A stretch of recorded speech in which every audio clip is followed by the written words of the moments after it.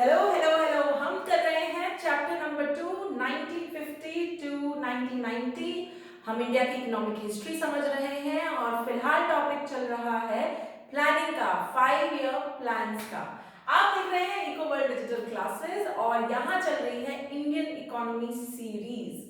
Okay, तो देखो पिछले वीडियोस में हमने ये सब कुछ डिस्कस कर लिया कि 5 ईयर प्लान्स क्या थे, क्यों चाहिए थे, इंडिया कौन से टाइप की इकोनॉमी थी, कहाँ से आइडिया बोरो किया।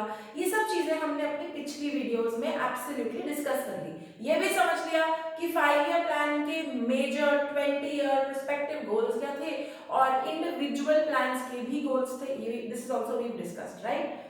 अगर आप लोगों ने वो वीडियोस नहीं देखी हैं तो मैं आपको अर्ज करूंगी कि पहले वो वीडियोस देखें। जो मुझे YouTube पे देख रहे हैं, आप लोगों के लिए डिस्क्रिप्शन बॉक्स में लिंक गिवन है of the other videos of this chapter. आप प्लीज वहां जाके पहले उनको भी देखिए, ठीक है। आप आज अब हमको ये समझना है कि यार इतने सालों से 5 ईयर प्लान रन कर रहे हैं, एक के बाद एक 5 ईयर प्लान चल रहा है, तो 5 ईयर प्लान से इंडिया ने कुछ हासिल भी किया है, कुछ अचीव भी किया है, या बस ऐसे ही प्लानिंग करते रह गए जैसे आप और हम करते रहते हैं। कई बार ख्याली पुलाव पकाते हैं ना, घर बैठे बैठे ख्याली पुलाव पकाते हैं, लेकिन उनकी कोई एग्जीक्यूशन नहीं करते, मेहनत नहीं करते, तो वो प्लान ही रह जाते हैं। लेकिन इंडिया ने ऑफ कोर्स प्लान किया और उस पर बहुत सारा काम किया, इसीलिए नतीजे तुम्हारे सामने बोर्ड पर है। अब ये टॉपिक इंपॉर्टेंट क्यों है? ओके, ये टॉपिक सीबीएसई वाले एमसीक्यूज के रूप में बहुत ज्यादा पूछ सकते हैं, because there is a lot of data point. अगर आप ध्यान दें, बहुत सारा डेटा पॉइंट है, तो वो काम आ सकता है सीबीएसई के पेपर में, ठीक है। तो इसको उस पॉइंट ऑफ व्यू से याद करना है। चलो अब शुरू करते हैं। तो अगर तुम्हें याद हो कि सबसे पहला गोल जो 5 ईयर लॉन्ग टर्म गोल लिया गया था 5 ईयर प्लानिंग का, वो था जीडीपी ग्रोथ। ग्रोथ करना, भाई हमारे यहाँ गुड्स एंड सर्विसेज की प्रोडक्शन बढ़े तो नेशनल इनकम बढ़े, मतलब देश जो कमा रहा है वो बढ़े, और जब नेशनल इनकम बढ़ेगी तो पर कैपिटा इनकम भी बढ़ेगी। पर कैपिटा इनकम क्या होता है? पर हाउस होल्ड इनकम। हमारे देश में मान लो अगर 1 लाख नेशनल इनकम है और 10,000 लोग रहते हैं, तो पर कैपिटा कितनी हुई? 1 लाख बाय 10,000, मतलब total income by total population. तो पर हाउस होल्ड कितना कमा रहा है वो भी जरूरी है, क्योंकि देश अमीर है या गरीब काफी हद तक पर कैपिटा इनकम से इंपैक्टेड होता है कि नहीं। तुम्हारे पास कितने पैसे हैं, तुम्हारे अगल बगल नेबरहुड में लोगों के पास जनरली कितना पैसा है, उस चीज से पता चलता है कि देश भर में लोग अमीर हैं या गरीब हैं या एवरेज है, राइट। तो पहला सीन तो यही हुआ, प्लान्स के डेडिकेटेड फोकस की वजह से इंडिपेंडेंस के समय पर हमारी नेशनल इनकम ग्रो करती थी 0.5% पर एनम के हिसाब से। देखो मेरी बात ना मैथमेटिकल कैलकुलेशन है। मान लो 10,000 थी एक साल में नेशनल इनकम, तो 10,000 का 0.5% निकाल लो, बस उतना ही बढ़ती थी हर साल, मतलब ना के बराबर बढ़ते थे, मतलब बढ़ते ही नहीं थे, बस स्टैग्नेंट, अटके हुए थे एक जगह पे।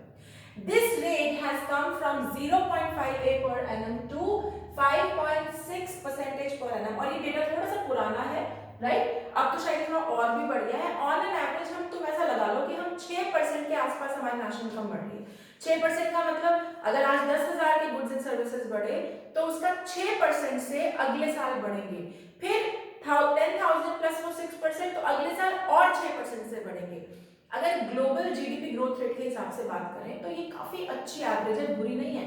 हम थोड़ा अच्छे तगड़े काम कर रहे हैं। बट पिछले कुछ सालों में तो गवर्नमेंट ने अपना जो जीडीपी ग्रोथ रेट का टारगेट रखा था वो तो 7-8% रखा था, जो कि बहुत अच्छा है अगर हम अचीव कर पाए। खैर फिलहाल तो कोरोना जी चल रहे हैं, कोरोना जी में सिर्फ कोरोना जी चल रहे हैं क्योंकि जीडीपी तो डूब रही है, यू नो दैट, राइट। ये हो रहा है इस समय पर। बट खैर थैंक्स टू प्लान हमारी नेशनल इनकम बढ़ी। फिर पर कैपिटा इनकम, मैंने क्या कहा, पर हाउस होल्ड में कितना पैसा कमा रहे हैं लोग, ये भी 2.6% पर एनम फर्स्ट प्लान में थी। फर्स्ट प्लान कब हुआ? 1950 में।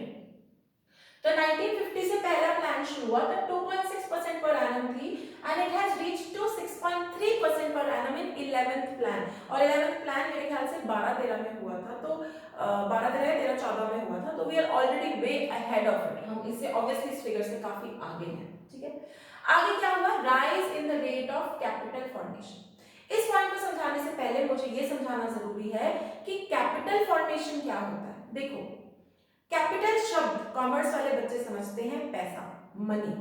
इकोनॉमिक्स में कैपिटल का एक और रूप है विच इज आपका इंफ्रास्ट्रक्चर। इंफ्रास्ट्रक्चर, आपके यहाँ ऐसे एसेट्स की क्रिएशन होना जिसकी वजह से आप और पैसा कमा पाए, जैसे बिल्डिंग्स बनना, सड़कें बनना, ब्रिजेस बनना, रोड बनना, सीपोर्ट एयरपोर्ट बनना।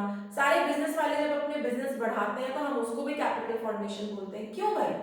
जब ये सारी चीजें बनती है ना देश में, तो क्या होता है, जब इन्वेस्टमेंट्स बढ़ती हैं, जब प्रोड्यूसर्स अपने बिजनेस में ज्यादा पैसा लगाते हैं, तो ऑब्वियसली इकोनॉमी ग्रो करती है, काम बढ़ता है, एम्प्लॉयमेंट बढ़ती है, नौकरियां मिलती हैं, पैसे जनरेट होते हैं, डिमांड बढ़ती है, फिर प्रोड्यूसर्स और प्रोड्यूस करते हैं। तो ऐसे ऐसे देश का जो इकोनॉमिक स्तर है, level, it keeps on increasing, बढ़ता जाता है। तो वही फंडा है यहाँ पे। क्या हुआ, बिकॉज ऑफ डेडिकेटेड प्लानिंग करने की वजह से धीरे धीरे इकोनॉमी में लोगों ने सेविंग्स बढ़ाई। जब सेविंग बढ़ती है तो इन्वेस्टमेंट भी बढ़ती है। अगर ना पता हो तो मैक्रो इकोनॉमिक्स का बैंकिंग चैप्टर याद करो। जिन्होंने नहीं देखा है वो बैंकिंग वाला चैप्टर देखें मैक्रो इकोनॉमिक्स सीरीज में, कि क्रेडिट क्रिएशन नामक एक चीज हमने पढ़ी थी। वो क्या था? वो यही था ना कि लोग सेविंग करते हैं और बैंक उनकी सेविंग्स को यूज करके प्रोड्यूसर्स को लोन के लिए पैसे देते हैं।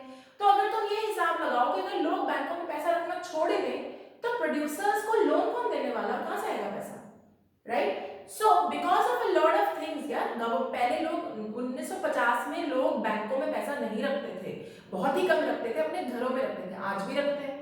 तो कुछ ना कुछ तो सरकार ने किया होगा ना कि बैंकिंग सेक्टर को पुश मिले, आरबीआई ने कुछ किया होगा कि लोगों का मन करे कि वो अपना पैसा अपनी तिजोरियों में ना रखे, बैंकों में रखे, राइट? क्योंकि बैंकों में रखेंगे तभी क्रेडिट क्रिएशन होगी।